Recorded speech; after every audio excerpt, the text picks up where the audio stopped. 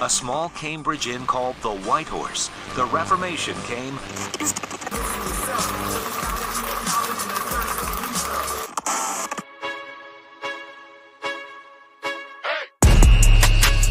Restless is raw, unscripted, reformed radio.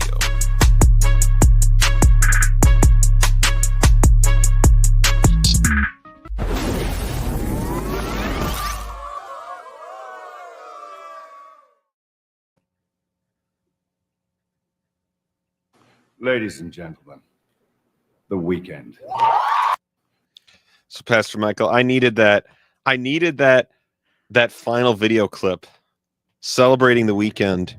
I was just telling Pastor Michael that it's not the video we're about to watch's fault, potentially how I'm going to react to it, but I am in a mood today. And so I'm happy to be here recording with Pastor Michael. Pastor Michael, apologize to all the people, and then we'll go on. Yes, we're late because of me, everybody. I was at an estate sale. My wife and I took our oldest son, and we did a Valentine's Day estate sale. Happy Valentine's Day. Yes, it was so funny because my wife is not sentimental, and she doesn't I don't get her things for Valentine's Day. I know that sounds crazy. I know everybody thinks I'm a bad husband. My wife will tell you she doesn't want it. She just doesn't. She's very frugal, practical. She might want to pick something out. She might want to spend time together. She doesn't want me to go get something. But we went to this estate sale, and I bought a vintage women's coat, like pea coat, long coat kind of thing, to resell. And my wife was carrying it around, and these sweet old ladies were all like, "Oh, did you find that?" Or, "Oh," and then my wife was like, "No, it's, my husband found it. And he found it." And they're like, "Oh, is that your Valentine's Day gift?" And she just smiled. Nope, just to sell. Well, I will be attempting. I always like to attempt to make something for my wife and I, obviously with our children.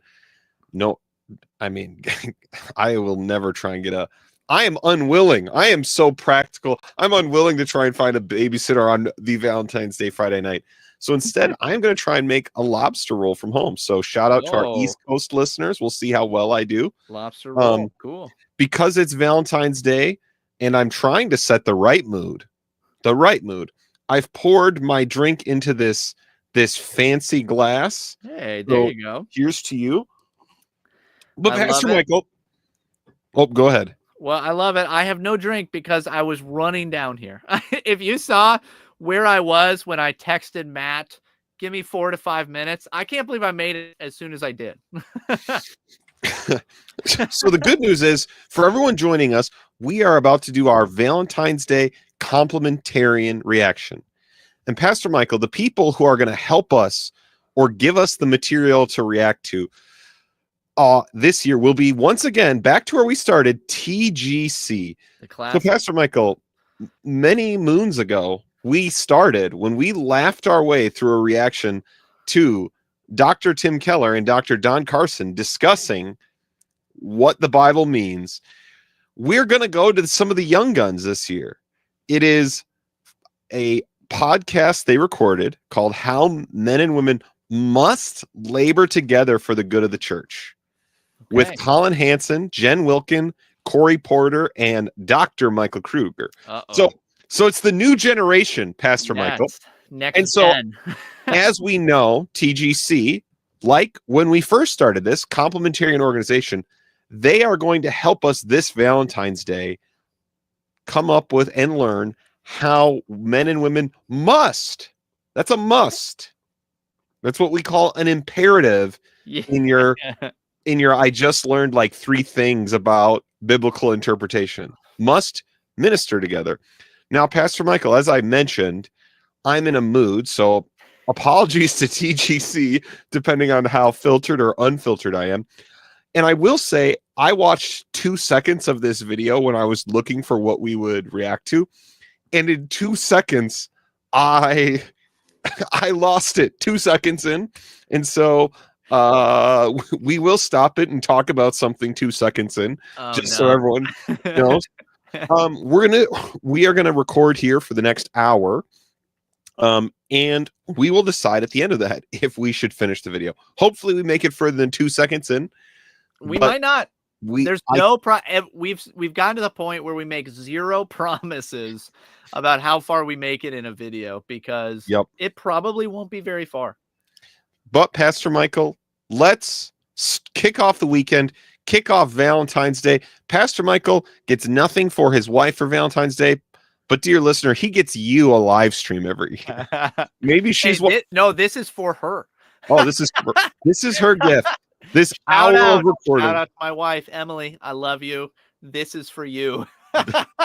Dedication. I love it. We should start dedicating podcasts. So we will find out how Pastor Michael and Emily in love must minister together.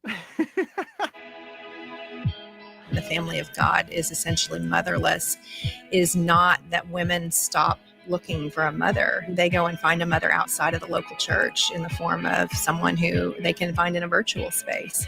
I think I'm going to stop you right there. As I mentioned, this is so Pastor Michael, and maybe this is relating to the kind of mood I'm in, so I don't, we're getting the like high level, like what are the tag clips coming out of this podcast we need to pay attention to. Jen Wilkham diagnosing the problem. The church is essentially motherless. Pastor Michael, let me take a moment and let me try and grant something. I grant that the need we probably have for just in general leadership in the church, she may be talking about some greater problem, and that's fine. But here's my thing. I would like to, as a church planter, I started church planting after it stopped being cool, and now people just insult people who do it on X, which is fine. But I can't even imagine thinking that the great problem we have is a motherless church when the church is so desperately in need of shepherds that maybe it's because the truth that Jesus says, how desperate the harvest needs laborers, to me is now my personal experience. Yeah. And were someone to come with a good plan to plant, like, let's say another Reformed church in Eau Claire, I couldn't imagine being like, I don't know if we need that. Because if you've actually tried at all to do what Christ has called you to, and I do not claim to be great at it, I do not claim to be a hero, but if you have tried at all, you go, wow, we are so far from what we need. Drowning. It's astounding. We're drowning. If you are a young man listening to this and would like to, Paul says it's a noble thing for you to desire, right? Come on. There is plenty of room and need. So I don't know if the church is motherless. I think it's basically shepherdless, though. Shepherdless and fatherless, right? Like, at least the cultural problem that we face right now is a lack of fathers, not a lack of mothers. There's actually a lot of mothers. Now, let me just grant that could she be pointing to, because it's a clip. Yep. I'll be the nuance guy. Great. You can be the nuance guy. I'll be the mad guy. Greater discipleship, right? Older women train up the younger women. And I assume that Jen Wilkin is going to say specifically, we need more women discipling younger women to love their husbands and to be keepers of the home. Like Paul says in Titus, I'm assuming the best. We know that's what Jen Wilkin, you're going to say. That's how women must minister alongside. Because I too, in no way want the older godly women in our church are certainly a gift to the other women in our church and our church in general, right? I do not want to denigrate that 100%. At all. But when it comes to this idea of the leadership vacuum, I can't imagine calling the church and in general American culture motherless. But let's get further in than my 2-second clip. I've gotten to say my piece. I've gotten to beg people to pray and join in the goals of shepherding. Some elders operate, some pastors, not all, operate with a paradigm that has a view of men and women that I think negatively affects the shepherd. I guess it helps us to see that we shouldn't be calibrating the biblical teaching to counterbalancing a cultural narrative, because the Bible itself is the norm. Right. The Bible itself is telling us what we should be doing. It's the beautiful story. It's the beautiful story. Welcome to the Gospel Coalition podcast, equipping the next generation of believers, Where are they recording this from? Sorry. Let's go. Let's get to pastors, this. and church leaders to shape life and ministry around the gospel. Today is a special episode titled Partners in Ministry, How Men and Women Must Labor Together for the Good of the Church. Welcome to the Gospel Coalition. So, Pastor Michael, obviously they are recording in a very different kind of vibe than we are. You've got a nice green M&M behind you. That's right. For sale. Go on my eBay page. You can have You it. can buy that If you want to buy kind it. of disconcerting looking. 1992 vintage. I won't say one of a kind, but extremely rare. Not kidding. It's extremely rare, this thing. So if you want a green M&M that might make you uncomfortable with its eye contact during this live stream, go find it. I'm obviously recording from prison with a decently nice looking chair. They are recording in a corporate HR office, I guess. that is the vibe. We've talked about this, right? That TGC has become very corporatized. And with that, there's even, think about the aesthetics. Oh, look, I see we have a comment about the aesthetics, but yeah, think about the aesthetics of that intro, by the way, not just the video, but just the intro. Just imagine listening to that. Who's listening to that? Who's it for? That is a very soft and corporatized introduction. Doesn't make it wrong. Right. Doesn't make it wrong. That's just an aesthetic point. Coalition podcast. My name is Colin Hanson. I serve as the editor-in-chief of the Gospel Coalition, and we've got a very exciting topic today: partners in ministry, how men and women can labor together. Does he sound excited? Colin Hanson, love to have you on the show. I know that's never ever going to happen, but I don't know. Can't wait for this. For the good of the church. I'm excited about this conversation in part because you often hear about the problems or the limitations, but we're going to be talking especially about the positives, about encouragements and ways that we see God working well between men and women in the church today. I'm joined by some good friends here. Would you guys go ahead, Jen, start with us, introduce yourself, and just keep going around. I'm Jen Wilkin, and I'm an author and Bible teacher and have served in the local church nigh on these many long years. Last time Jen Wilkin joined us here on the podcast, by that I mean us reacting to her, was her passionately arguing that Christians need to put their children in the public school. So we only have room for more agreement this time with their that's the biggest problem. Fourscore. My name is Corey Porter. I work in background in campus ministry and right now in nonprofit life. I'm Mike Kruger. I'm president and professor of New Testament at Reformed Theological Seminary in Charlotte, North Carolina. No longer. He's just pivoted out of that role. Oh, there are many things this week, I think. Pivoted out of that role. I don't know what he's doing. I don't remember. I don't think I read the whole statement about if he knows what he's doing now, but I think he's pivoting away from that role. Things that we all share in common. There are ways that we would be different from each other as well. But one of the areas that we share in common within the Gospel Coalition is sharing a broad complementarian perspective that the office of pastor and elder is reserved for qualified men. And at the same time, so again, Pastor Michael, this is our yearly moment to point this out, that complementarianism, as described by Colin Hanson, and as was described by Don Carson and Tim Keller before him, and is described widely this way, that what it means to be complementarian is that the office of pastor is reserved for qualified men. And Colin Hanson underlined qualified, which is fine.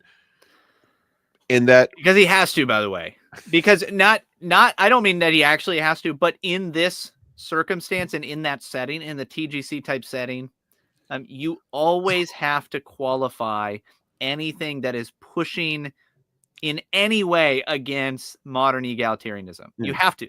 right? That's part of the rules. It's unspoken rules usually, but you always have to be apologetic when you're moving in that direction.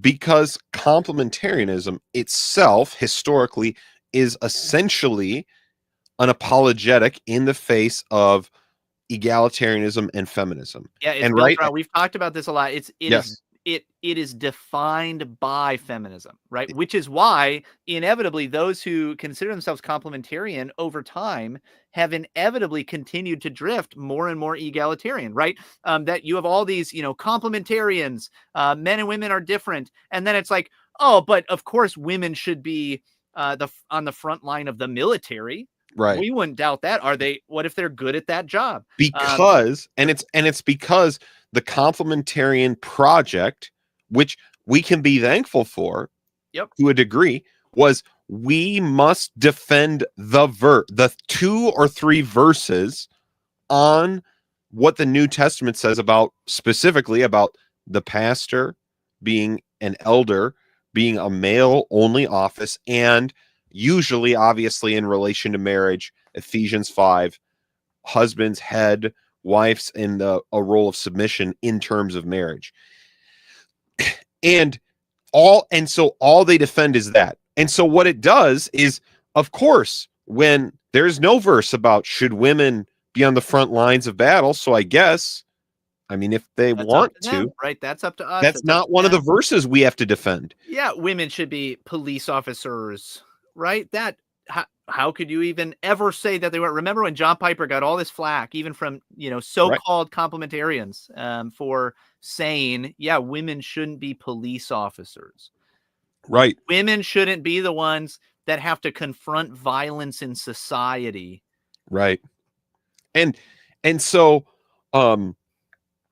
we are, and so the other thing is the other reason complementarianism in this form is a failure is it has now defined gender in terms of this unifocal thing, the office of pastor. Yep. Who gets the office of pastor is what it means to be a man or woman.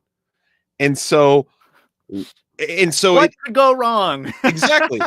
And so it is not in that women, you are the book I'm reading for Restless, which maybe you're reading if you already owned it and hadn't read it, Anthony Esselin's Out of the Ashes. He describes needing to reclaim a vision for men and women. And it is a beautiful, holistic view of what it means to be a man and woman that have such high dignity, but are very distinct. Yep. And it's right. A positive vision, right? A positive vision. Not, hey, you can't do this. You can't get to do this. But then everything else is free game. This is what you're for. This is your telos. Yes. And out of that, you realize God's reasoning for the way he ordered the church and marriage fits with the good nature he built into men and women. And so it gives you a much greater thing to want to feast on. The idea that you would talk to your boys and girls and say, now, boys, someday you can be a pastor. Girls, I love you. You can't be a pastor. I've just taught you what it means to be a man and a woman, right? It's an insane idea. It's so insane. But that becomes the focus because the only thing we're doing in complementarianism is defending the verse. So if we're going to do something for the next generation, Colin Hansen, we need to actually push further. We can say, thank God for Don Carson and John Piper and Andreas Kostenberger and these men who defended the verse when it was being attacked.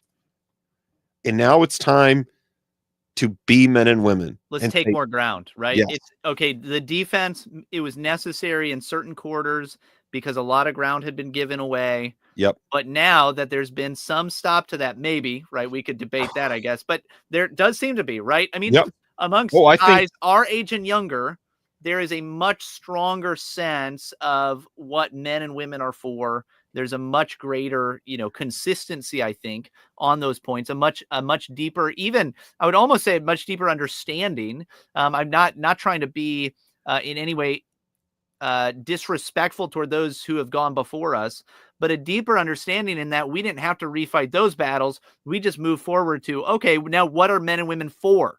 right? What's their purpose? Why did God make us different in these ways? And so there's been a kind of a reclaiming of a positive vision for men and women. Yeah. And so we can take more ground now, right? We can move forward beyond that simple Yes. idea that these verses mean something.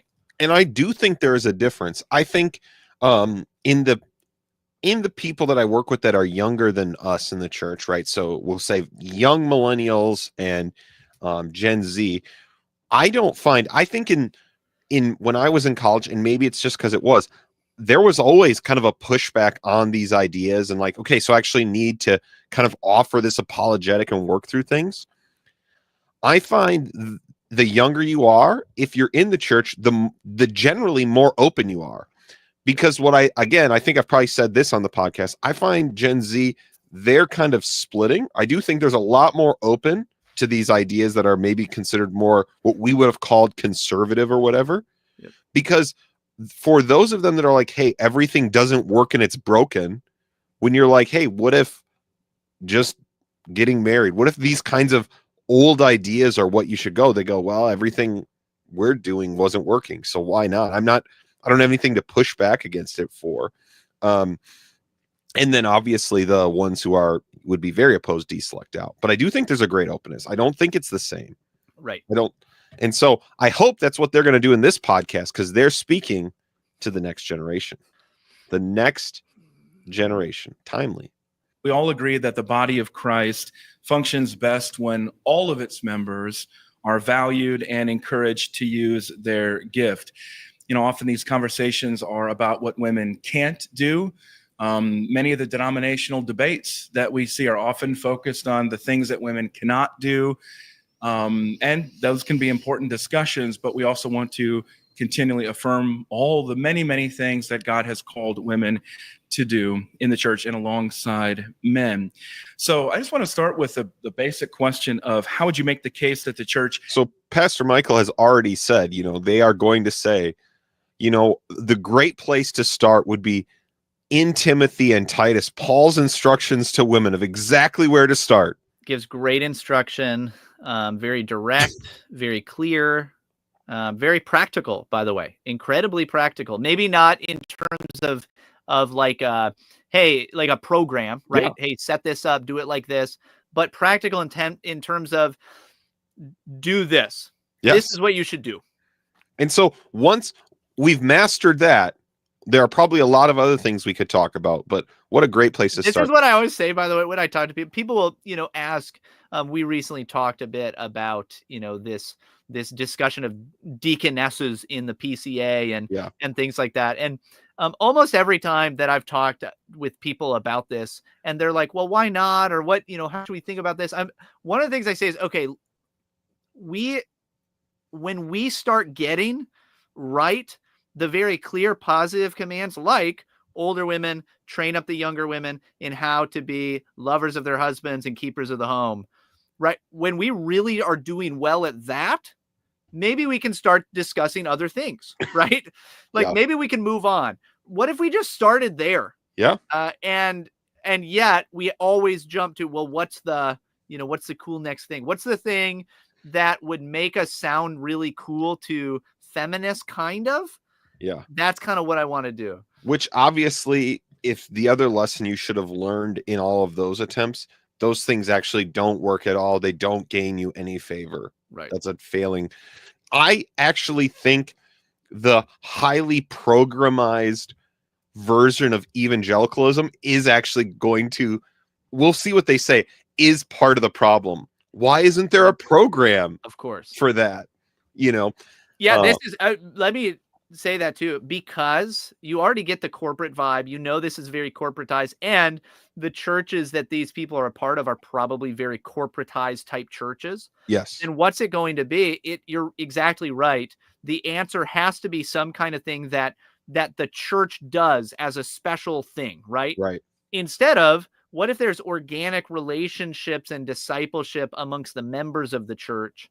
And then like the idea that it has to be like a church thing will almost definitely come up. But that makes a lot of assumptions about the nature of the church and what the church is for and what the church should be doing that I actually think goes far beyond.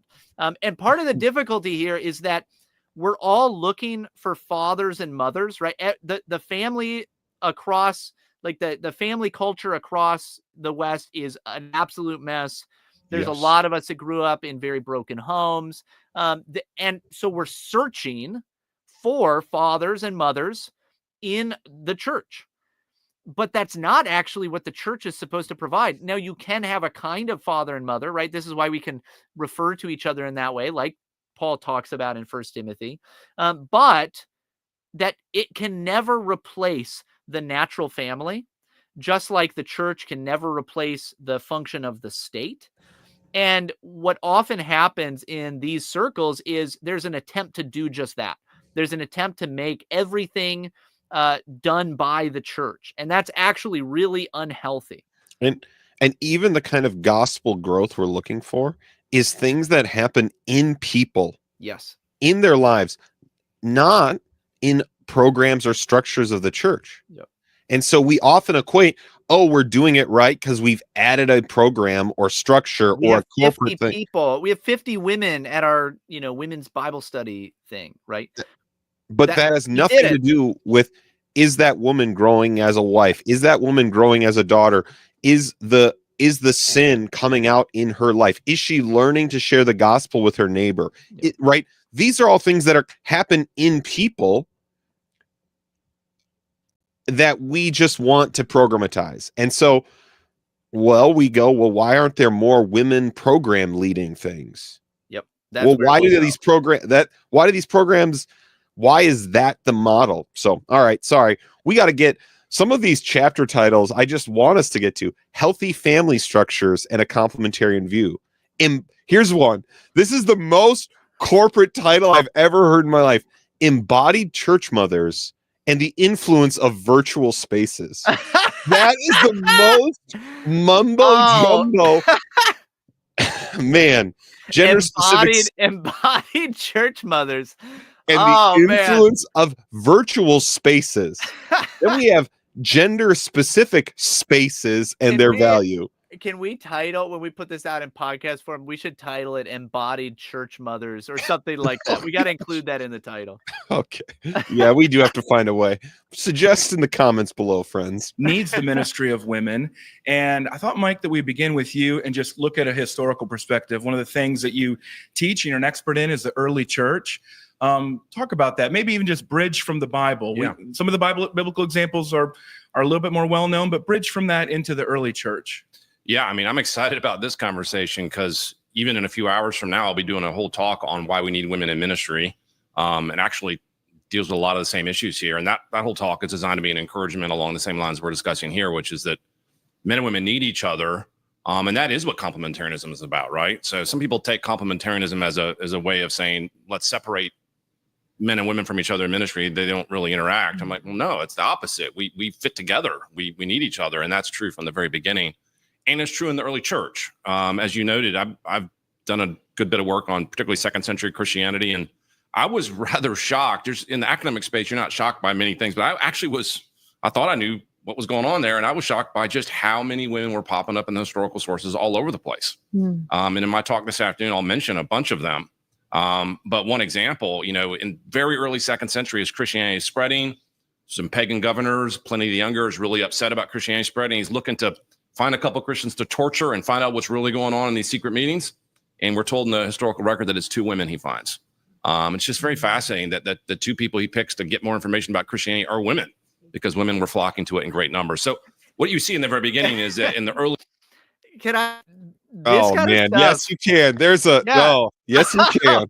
This kind of stuff where they're trying to be so like, we include women too. But what does he say? I was shocked to find out that there were disciples in the early church that were women, right? There were believing women in the early church. I know that's not what he said. I know somebody that's watching this knows Dr. Kruger, and they're going to be like, look what these guys said. Dr. Kruger, love to have you on the show. I think isn't that what it sounds like though? I think I can't believe it. Michael Kruger, who edited the book, the Heresy of Orthodoxy, right? This in-depth study on like how orthodoxy came out of the early church period, in a period where there were all these this debate over, was it a lot of competing views and they just used Constantine to crush them, right? He gives this in-depth historical research to prove that wasn't how orthodoxy came to exist. Dr. Kruger, we all know you've done deeper research than what you just projected, and that's okay. You're giving a 1-minute clip on a podcast, but even what you just said, what was just said is we need women in ministry. I agree. We need believing women in the church who are willing to be martyred if they were arrested. Yeah. And church history is full of women like 100%. That. And by the way, most of church history is the accounts that we have. There are untold numbers of faithful women down through the history of the church that died full well knowing that they would probably never be talked about. It would never be a thing, right? They're not going to be remembered. There's not going to be statues. And they did it because they loved the Lord. Right. And right. And that's awesome. Right. Like, praise God. But it is just to me, when I hear that, it sounds patronizing. Yeah. Pliny the Younger wasn't saying, I need to find the greatest experts on the Christian faith. Oh, finally, a woman who can teach me. That is not what he was doing. They were arresting people to torture for the sake of getting information and getting people to end Christ. Now, even the idea of how we're defining complementarianism, you do notice a shift. Complementarianism was men and women have different roles. Yep. Now it's men and women need each other. Yeah. I mean, so complementarian, it was always, hey, there's a complementary vision, right? It was always like, well, we're not the patriarchalists that have a positive vision for men and women. we and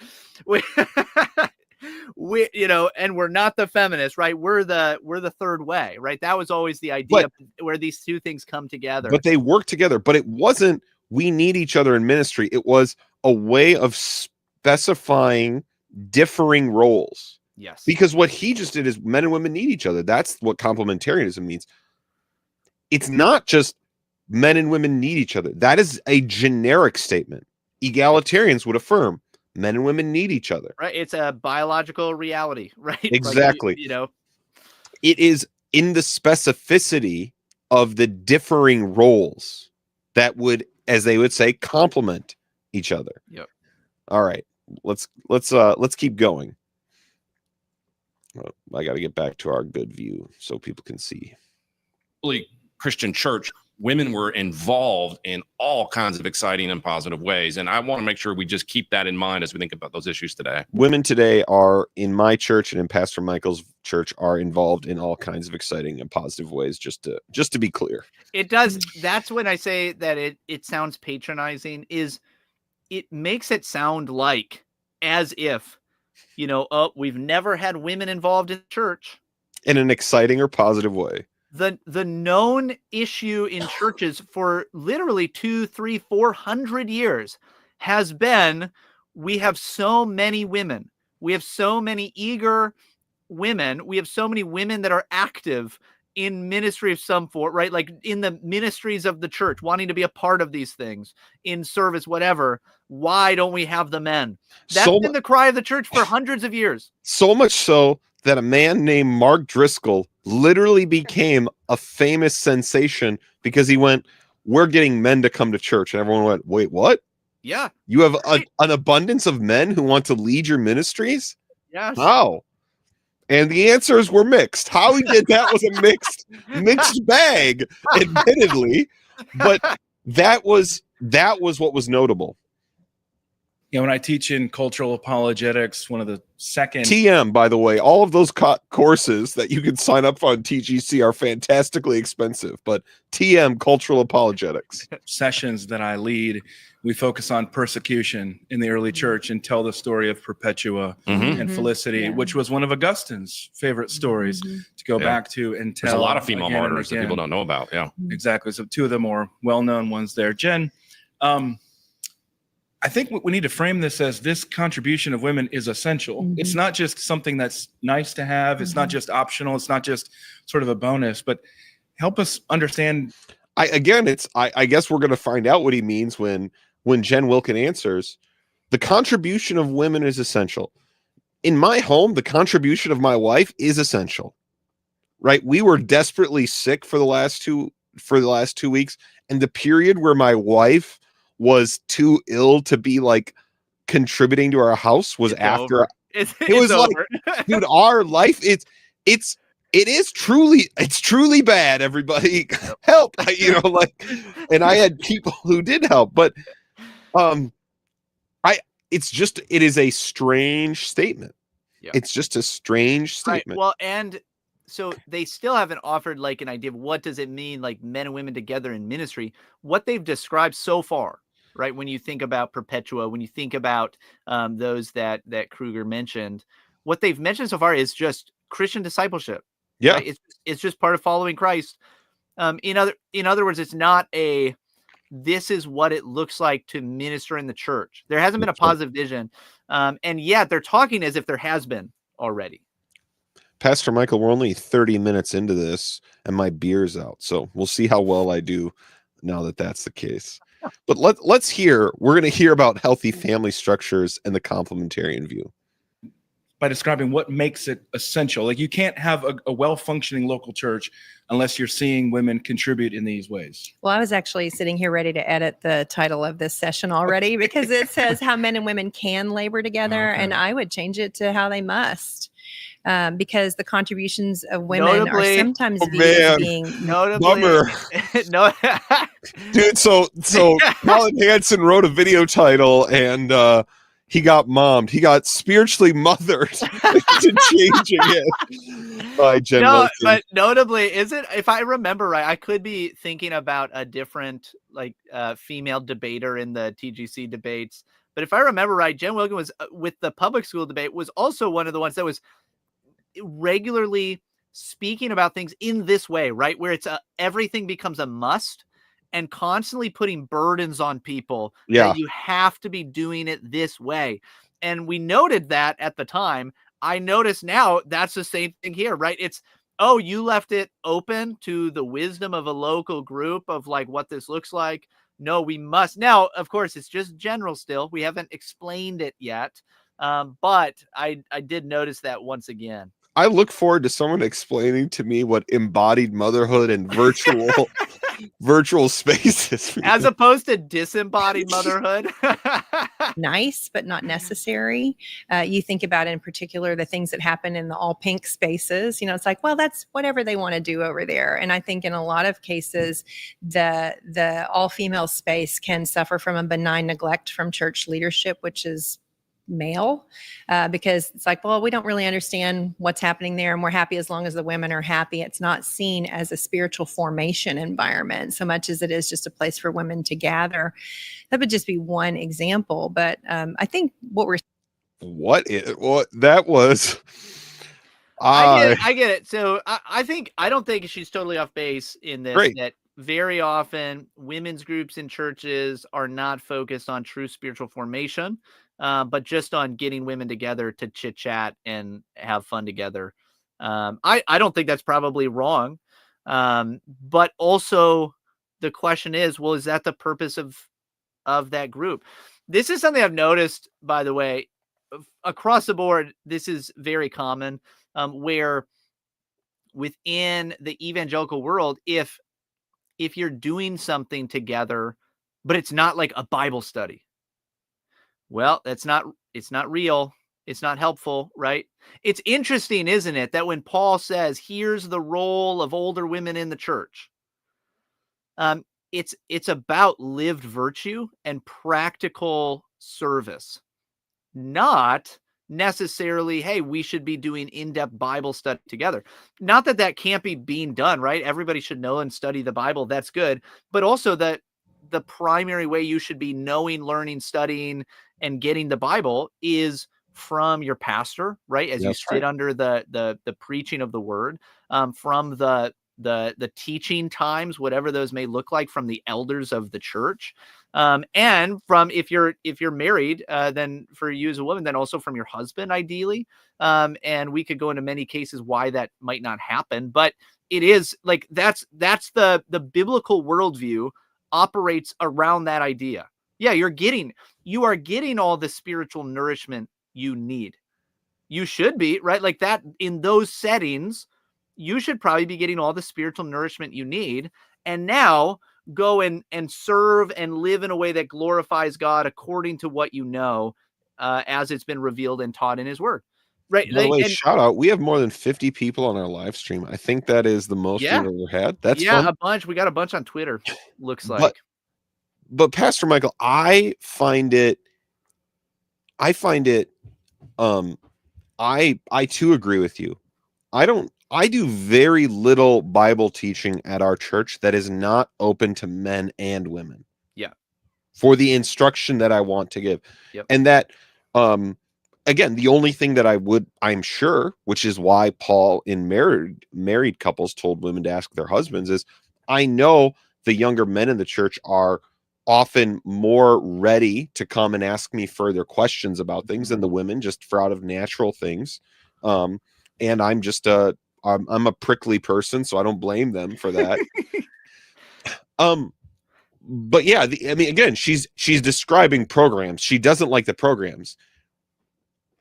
Would she like it better if the pastor said, I'm going to come and oversee all these programs? Would that be what is wanted? Or is there something else? Because that's the question. We're seeing in the New Testament one another's is exactly that there should be interaction happening in ministry spaces between men and women. We shouldn't have things just parsed into two different categories. Yeah, I know we keep stopping it. I feel bad. I don't feel that bad because we warned you. But the language of like we shouldn't have separated ministry spaces.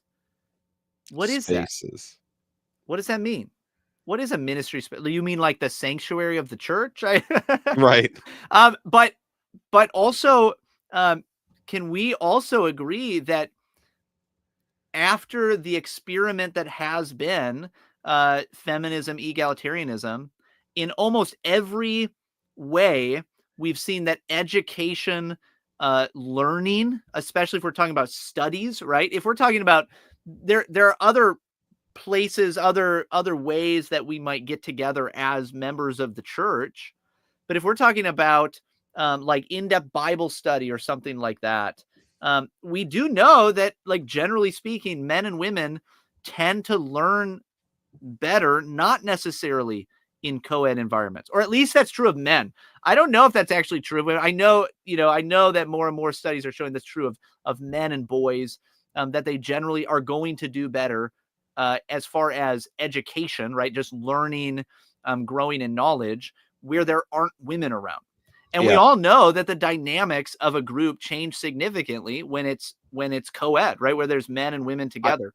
I definitely would love to have it, right? It would be an actually interesting discussion to have I mean, again, it's the most 2024. We're in 2025. The idea of like the gendered spaces, that is the most 2024. Goodbye. We voted that out. Like, right. Trump's president. We are unburdened by those ideas. What was JD Vance's line? I don't care, Margaret. But I just think the like, right, for example, boys and girls are like this, right?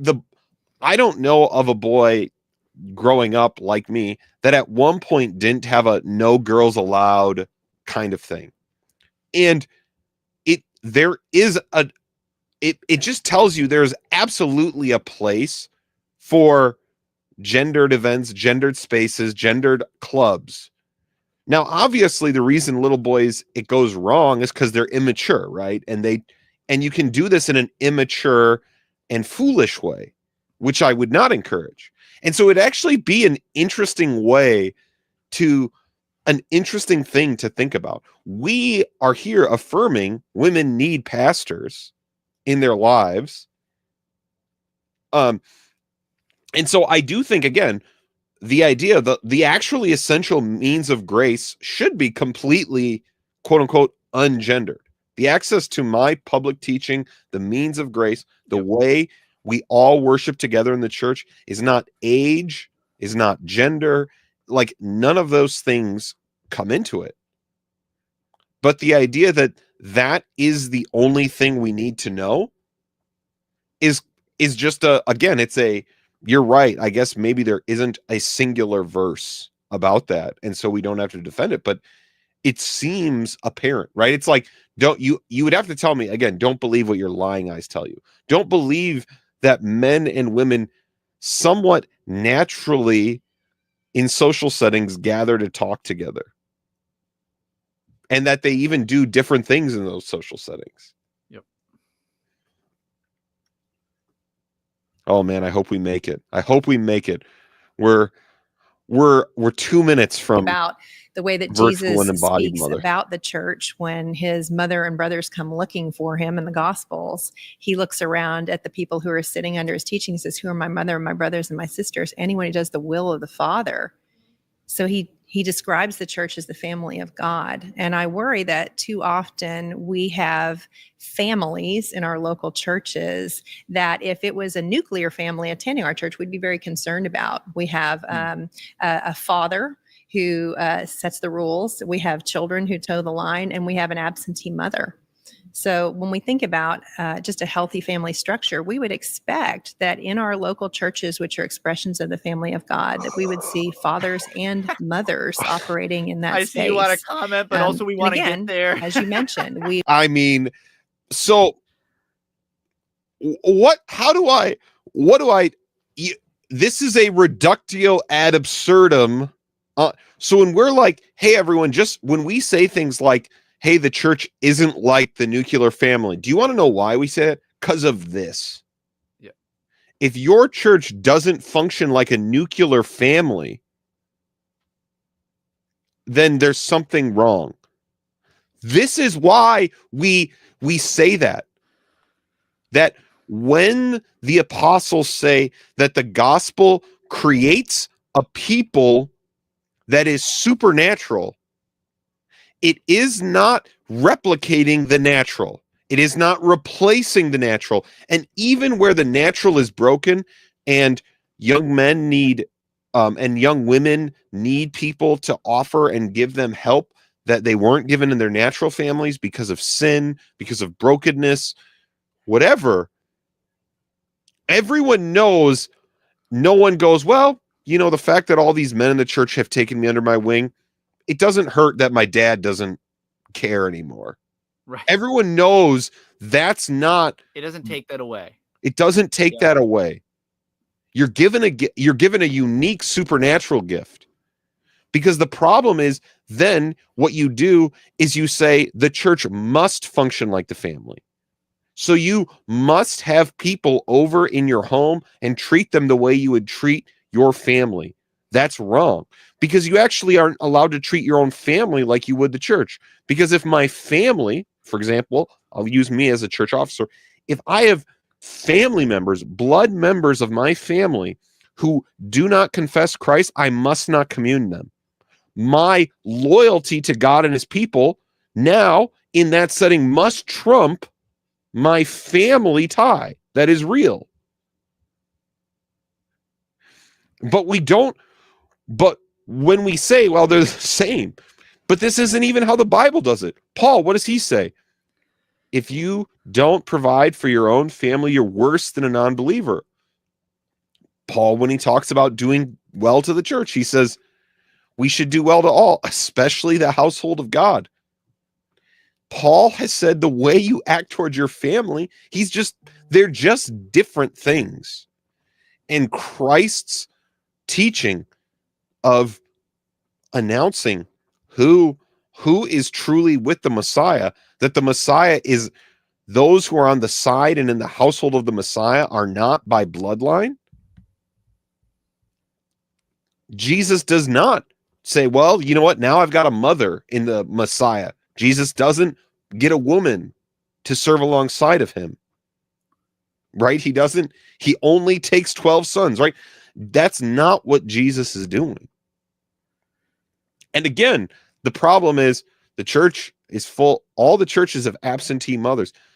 But the problem everyone says that the church has is that no man cares about his family's spirituality. that women so often are the spiritually attuned ones. Yeah, I really think, by the way, that one of the problems so far has just been that there has been no definition Right. of what we're even talking about. Yeah, I mean, again, as we all know, I'm in a mood, so I'm not reading this in the most charitable thing. You could describe a situation where I could come up with a situation that describes a problem that would sound like what she's saying. Sure. So if we're not going to define anything, there's a reason. We would all agree at this table that the role of pastor elder is reserved for qualified men. But what we often see in local church expressions is something that we would be concerned about if we saw just an actual family that operated along those lines. I'll add something to that if I can, because I think the familial analogy is such a great illustration of what we're talking about here. You mentioned, Jen, you got a sort of a it's not a great, so far hasn't been a great analogy. A very prominent father and an absentee mother as an analogy of the church. I would say there's another analogy you could use here, is that we wouldn't want sort of normal families to have two fathers and no mothers, right? Or two mothers and no fathers. In fact, we've been seeing this in our society for years, and we're like, no, families need both the father and a mother to have the right balance and perspective. Well, that's also true in the church, right? Because we're a big family. So, whether it's a father that's prominent and a mother that's absent, but also you don't want a church that's only fathers. Because what is he talking about? We are two embodied mothers and the influence of virtual spaces. What could he possibly mean by that analogy?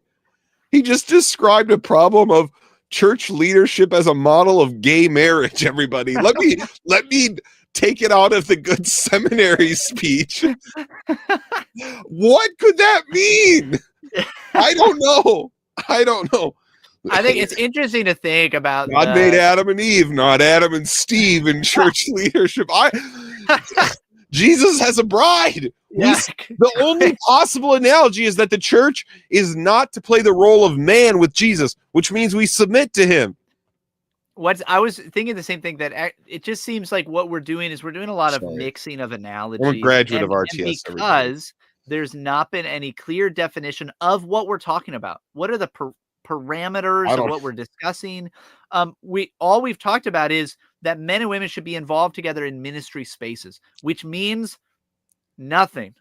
And I literally don't know what he just meant. I don't have an idea. But also, so think about the analogies of scripture. Yes. Timothy, for instance, is told to treat, to act toward the older women in the church as mothers, older men as fathers, younger women as sisters, younger men as brothers, right? So there is that element of, this is how they're supposed to, you're supposed to kind of act toward somebody.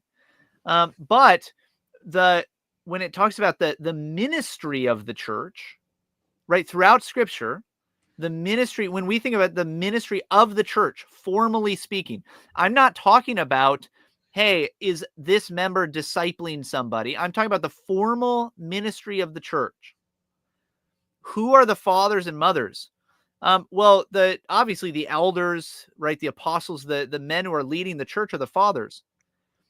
How does Paul also speak about himself? Like a mother. Right. Like he also speaks of himself as a mother for these churches. And so again, it's just a weird meshing and breaking down of analogies that we haven't clearly defined the biblical parameters for what we're discussing. If the point is so general as this charitable commenter has described, by the way, thankful for my RTS education. Please don't disavow me RTS along the way. I think what he's saying is that you can't have a church full of solely spiritual mothers or solely spiritual fathers. You need both, right? That's possible. And again, if that is the point, it's such a generic point that you need mature men and women. Like, it is so generic that it is right. There's going to be men and women will follow Christ, of course, right? Nobody's ever said this. No one's arguing with that. And the reason why we have to discuss it is why? because we're not talking about just men and women in the church. We're not talking about men and women following Christ. We're talking about women need to be prominent teachers and leaders in the church. That's where they're trying to move this. 100%, that's where it's going. They may not even realize that's what they're doing, but that's absolutely where this discussion is going and where it's trying to take you. Well, we have made it to embodied church mothers and influence of virtual spaces. I'm gonna start using that as a diss, by the way. Like, quit being such an embodied church mother. Because you end up with another imbalance there. So I think that familial analogy is key. It's key. Often I feel like the case for women in the church has seemed more to be, like you said, like what we cannot do versus what we can do. But when I was going to seminary, what I realized was in the garden, how beautiful it is that I was taught under being Glad. Dr. Glad does a great job of explaining that the temple aspect of the garden and how we were put in together as co-laborers, right? And the first time we ever hear God's eternal voice say out amongst his creation, it is not good, is in the absence of woman, right? And so what does that mean? It means that both male and female together partnering expresses the full image of God in the ministry or in the temple. And so we are the church, the temple here on earth today. We want to. And let me just make one moment. Do you want to know how we can all express God's image in the church today? Let's all get together and sing psalms, hymns, and spiritual songs. Let's encourage each other while the day is still here. Let's confess our sins one to another. Come to the table as brothers and sisters feasting in God's house. Again, I don't, obviously, what we are talking about is programs and making people prominent. And visibility. Platforms. Right? This is what we talk about, right? There needs to be spaces and platforms. By the way, goodbye 2024 terms.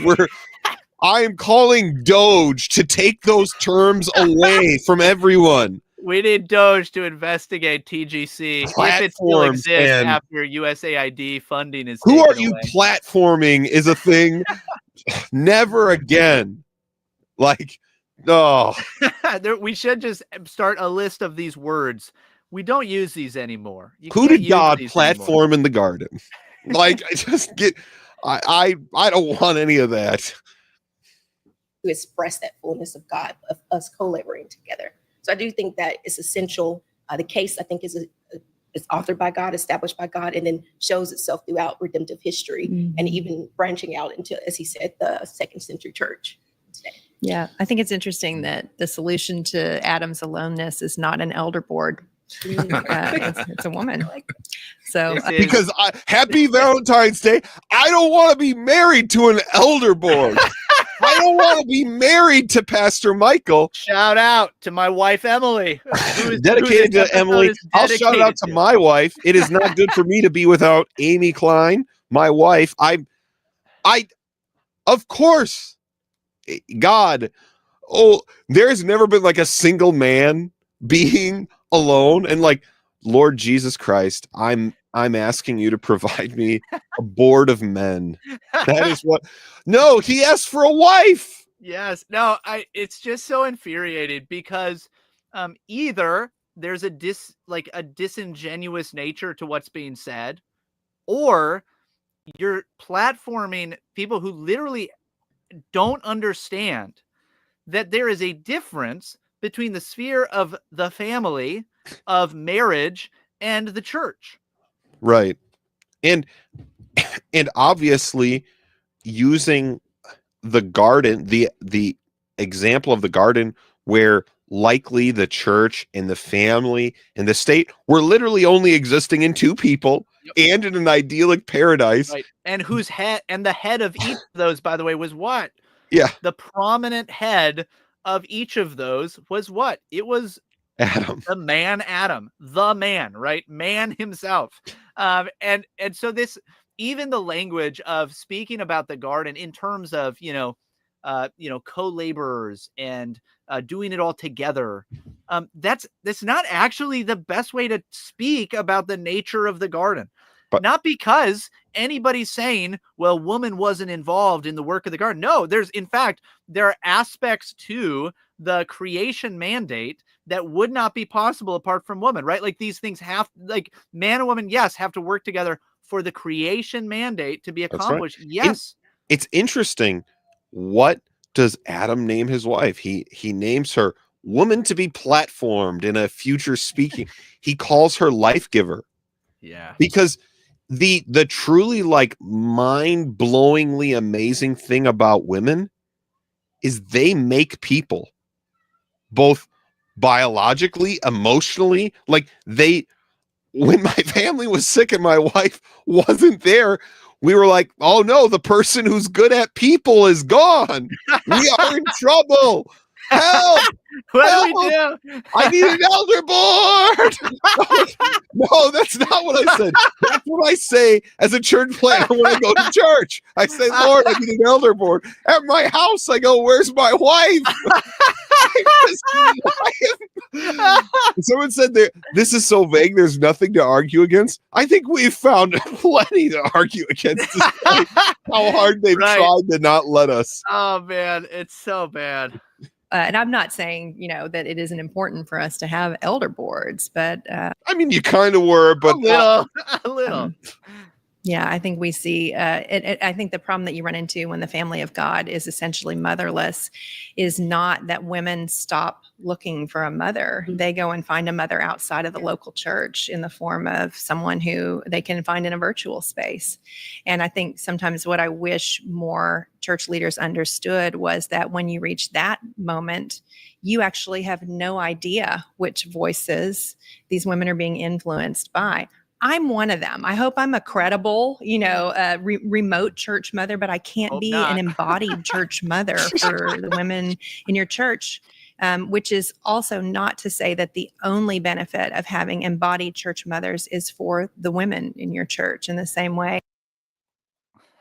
So her whole point here is that people, again, it's like, welcome to 2025. Listen to women's podcasts on the internet about things they care about, from faith to whatever other interests. Also true about men. I don't care.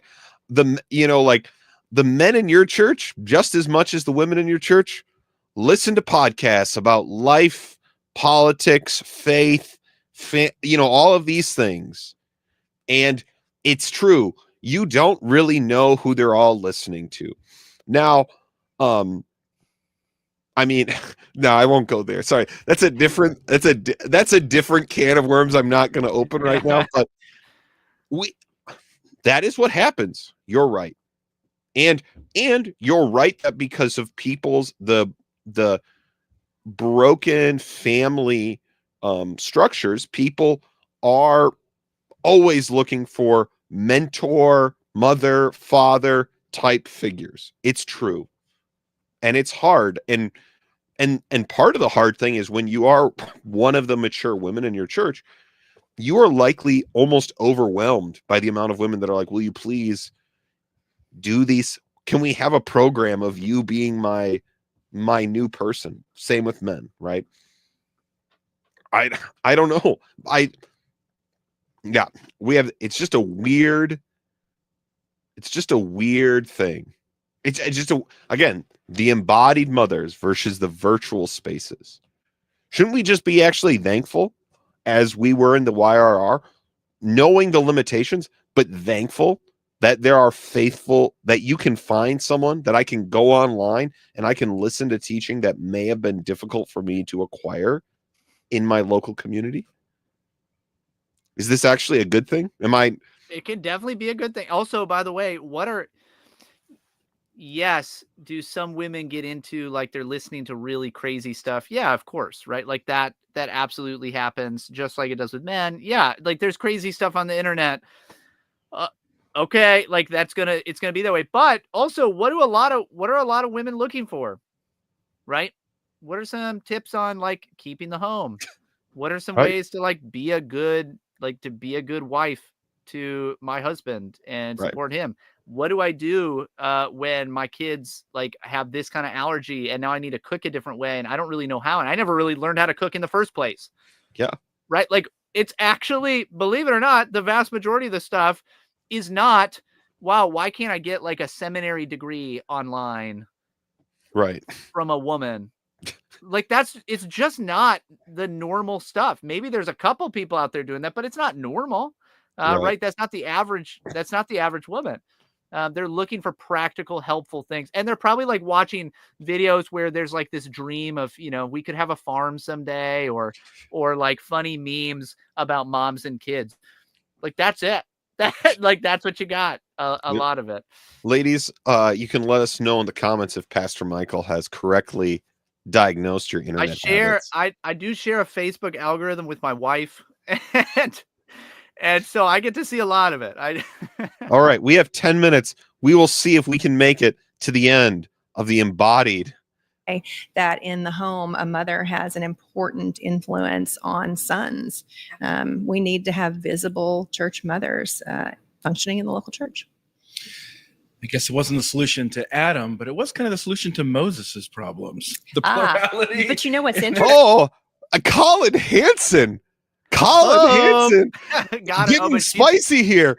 She's so coming wait, back, though. Colin Hansen, I know she's about, we'll listen, but Colin Hansen, when Moses had a problem in the congregation of Israel, the congregation of God, Lord, I cannot bear these people alone. Bring Zipporah. Why haven't you put Zipporah up on the church website then? I will go ask Jethro. Go find some men who can actually do this thing. Yeah. Oh, thank God that they can be given a portion of the Spirit with me. Colin Hansen, I like. Marriage and ministry in the church are not the same thing. I like it, Colin. But can we just admit that generally speaking, women are going to look at ministry in the church through the interpersonal lens that they look at something like marriage? Right? Yes. I'm taking a moment to just celebrate Colin Hansen, just being like, well, if we use a closer biblical analogy to the church, the solution actually would be an elder board. But he's about to be, we really paused. That's a great meme right there. It really is. What is this laughing man about? Don't laugh. Don't laugh, Colin. Go ahead. Is that in Exodus 18, do you know what his father-in-law says to him? He says, this thing you're doing is not good. And then he gives him helpers. And so it's actually a parallel, I think, to the Genesis account. Well, let's go back to an area that. In what way? Other than we, in what way is it parallel? It says not good. It says it was not good. The things were not good. That in the people of God, things were not good. There is no parallel. There's not a parallel that maybe it was. I'm not against that being a parallel, but it doesn't then mean like the way biblical. It's not a parallel in gender. Yes, exactly. The way that you read biblical parallels in language is not by conflating stories and biblical imagery and analogies, right? That is a recipe for cultic disaster. Okay. Right.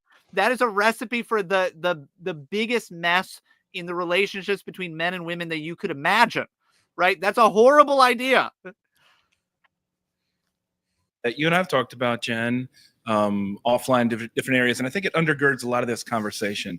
When we look back on the biblical narrative, going back to Genesis, do we see the similarities between men and women emphasized or their differences emphasized? Want to jump in here? Well, I mean, we see both. We see their differences emphasized, just to be pretty clear, that it is their differences that allow them together to fulfill the creation mandate and allow humanity to propagate and be the image of God on earth. That is just, I don't know. I do not know. And then when Paul refers to the creation accounts, he refers to men and women's differences over and over again. So just to be clear, the creation account is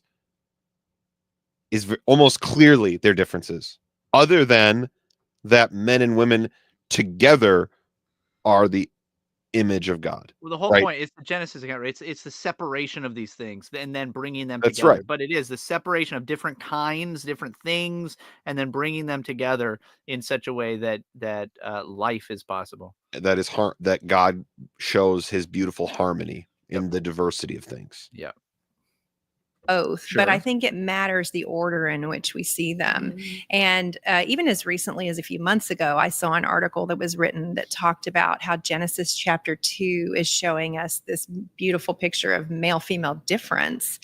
But if you look at what Genesis chapter 2 is doing, basically Adam is shown a parade of animals that go in front of him who have been each created according to its kind. And so I actually have a secret pet theory that that's potentially the animals going by two, as they will in another section in Genesis, because he looks on them, and every time an animal goes by and he's giving them names, he's basically categorizing them. He's thinking that one's not like me. That one's not according to my kind, not according to my kind.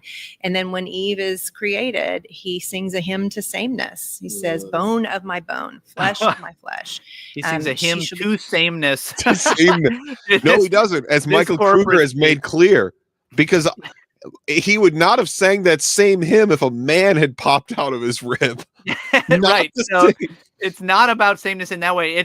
It's like me, but also different. And he also names Eve. That's right. Like he names the other animals. A suitable helper has been made for me. That's what was made. Which as I have emphasized in my own home and in my own life in the last week and a half, Like, praise God.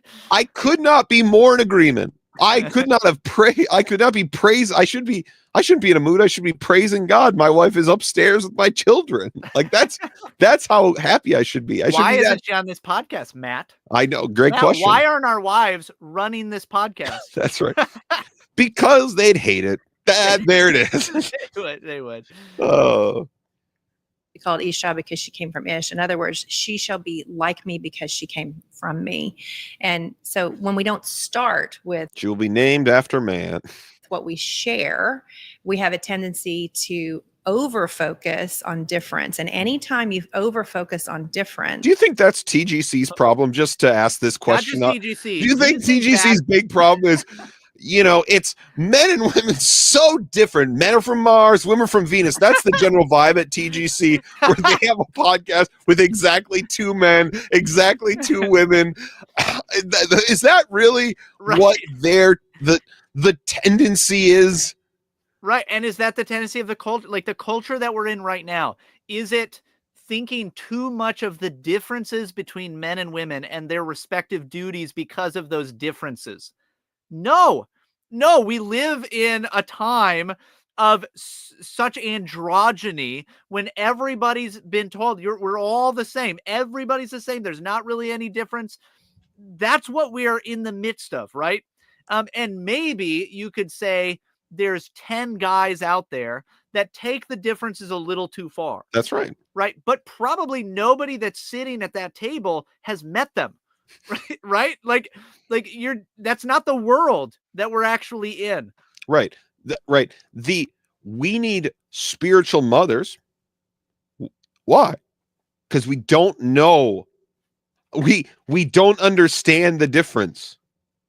The only reason we would need spiritual mothers and fathers is because they're different. Yeah. Sorry, the point, like you've either given up the point, right? This is something that, like, if you had a warmth where people were being brought out in these characters, it would be so attractive because people are so confused, right? Matt Walsh made a groundbreaking documentary called What is a Woman? Yeah.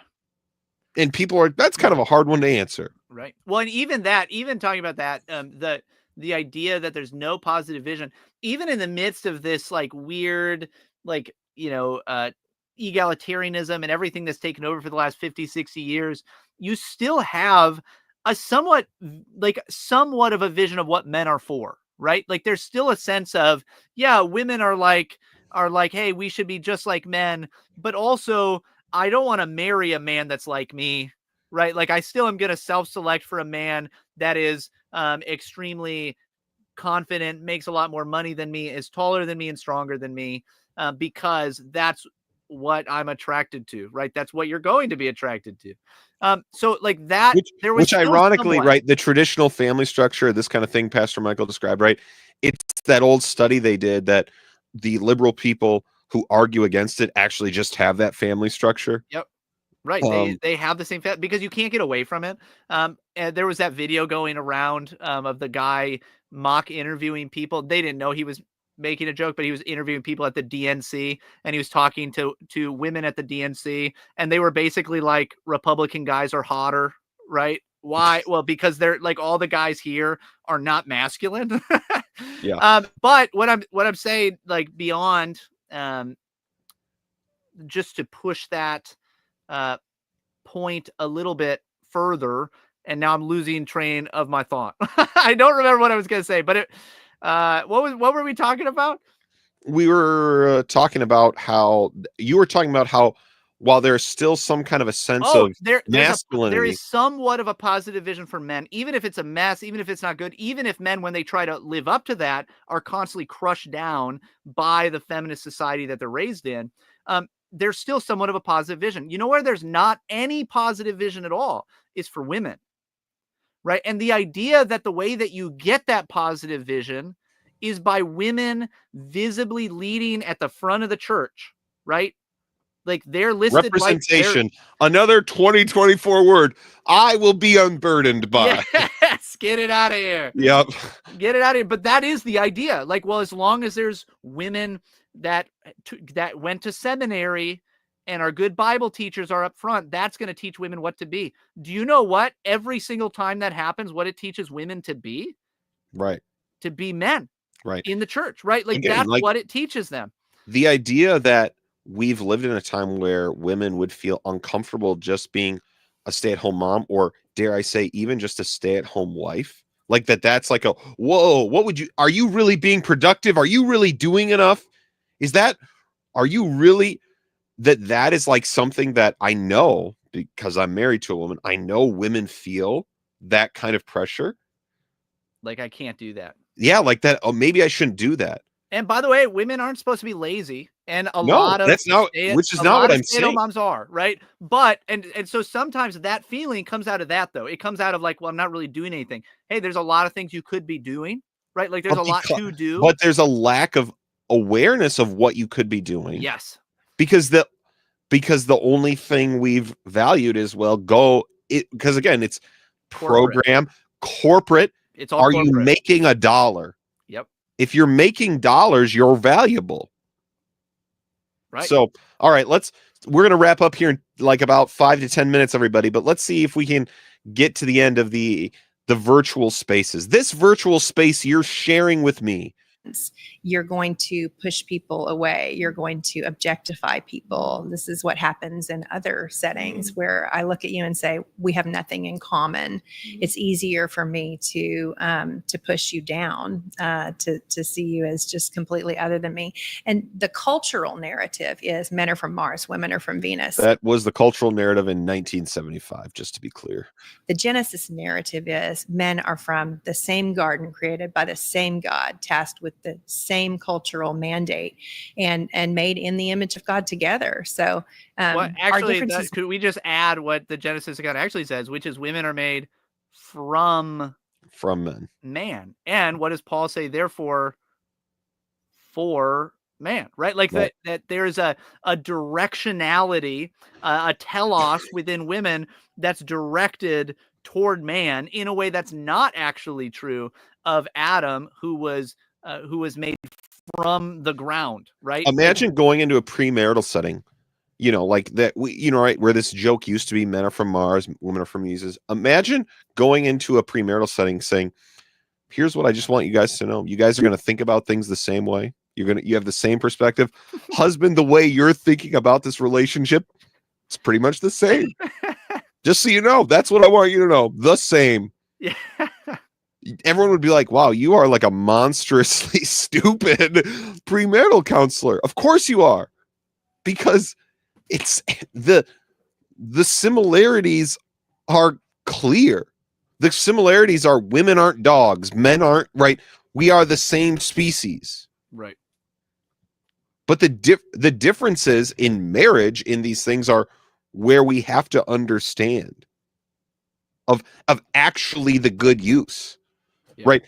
Hey, the fact that your wife thinks differently about you about all of these things, virtually all of these things, like she were from a different planet, to use a joke, is actually good. The way she thinks about these things is not always right, but is actually, you need to experience the way she thinks about these things. Yep.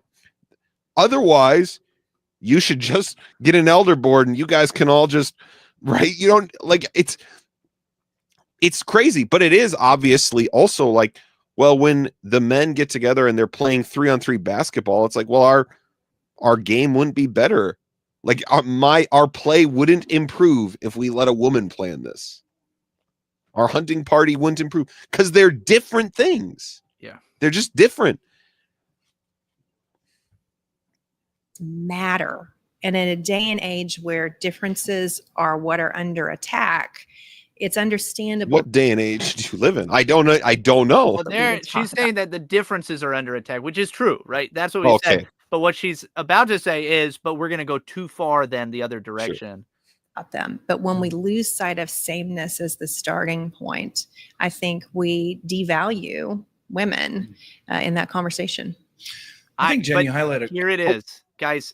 Anytime you hear somebody talk about this, where it's like, well, if women are not up front leading in the church, they are devalued. What is the underlying assumption? That value comes from being the person that's up front, right? Value comes from being a man. That's what they're saying, right? That's the underlying assumption that they're arguing from. I don't think any of them usually realize that, but that is the assumption that they're making. And the inevitable conclusion is not going to be complementarianism. The inevitable conclusion is not going to be, oh, well, we'll just make these lines at the pulpit, but everything else is fine, and we'll be really clear about the differences between men and women. No, the inevitable conclusion is, oh, I guess the feminists were right all along. That's where this is going every single time. That's where this is going. This idea of this, even the idea of that, what is in up front is what is important. Yeah. Of course the problem, right? This is the opposite of the Christ-like attitude. That Jesus, the servant of all, the going lower, is what is important. Yeah. But it makes sense in the context of conference Christianity, TGC. Yes. We're known published authors. We have this at our church in Texas. It's this big performance, and you're up on stage and you're putting on this big show all the time. Actually, it makes sense in that kind of a culture that you would think, oh, what matters is being up front, because that's everything that you're taught. The whole of the medium that the church is operating with is teaching you what matters is being in the spotlight. And so what you're going to seek is being in the spotlight. And when you see that there's less women in the spotlight, you'll say, wait a minute, that's not right. If value comes from being in the spotlight, then men and women are both valuable. Therefore, they should both be in the spotlight. But that's not the point. It's that your whole church system is a total mess. Well, everybody, Pastor Michael is right. I could add on, but that's a great place to leave it. What the ecclesiology matters. And we'd like to thank everyone who's joined with us live on YouTube and X. I do believe in about 2 weeks, at the beginning of what some people call Lent, we will be doing a live stream about giving up Ortho Bros for Lent. So we'll be reacting to some classic clips there. Please let us know, comment on this video if you would like us to continue to react to this. There's a lot more left. I don't know what they're going to say. I hope this was helpful. I hope this encouraged you to do more than try and get the spotlight. I hope you will follow the show. You'll buy the soap. You'll do all the good things. Be a good guy. This is 2025, everybody. This is 2025. Don't worry. Be happy. I'm going into the weekend better than I thought I could.